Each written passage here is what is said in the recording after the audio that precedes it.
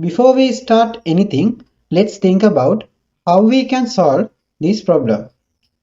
We don't know the direct answer for the integral ln x plus root x squared plus 1.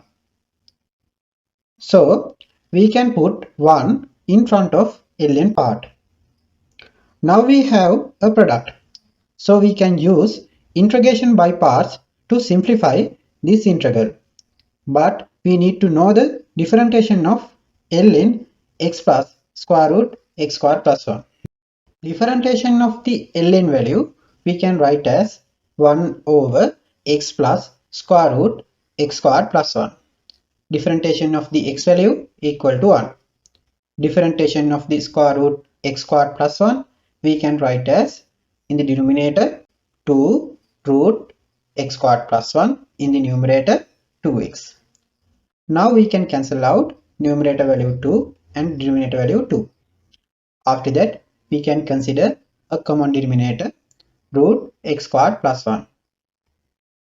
Then we have in the numerator square root x squared plus 1 plus x. We can cancel out this square root x squared plus 1 plus x value for the denominator value x plus square root x squared plus 1. Then we can get the result 1 over square root x squared plus 1.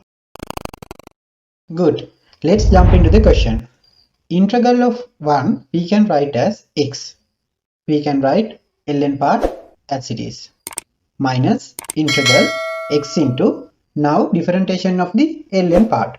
Differentiation of the ln part we can write as 1 over square root x squared plus 1.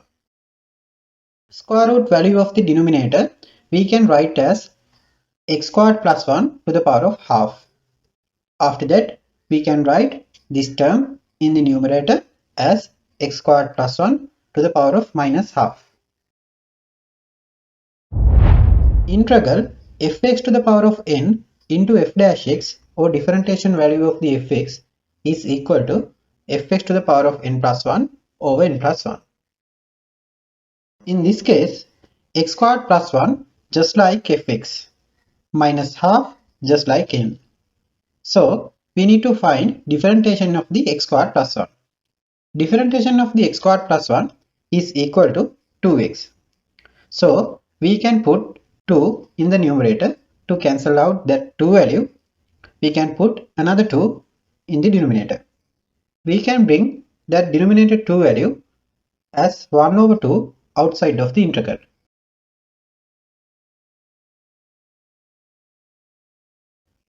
Now we have fx to the power of n and f dash x. So we can write x squared plus 1 to the power of minus half plus 1 over minus half plus 1.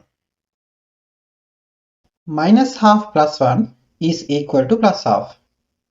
So denominator value 1 over 2 we can write in the numerator as 2. After that we can cancel out numerator value 2 and denominator value 2. Then we can get the final answer x ln x plus root x squared plus 1 minus root x squared plus 1.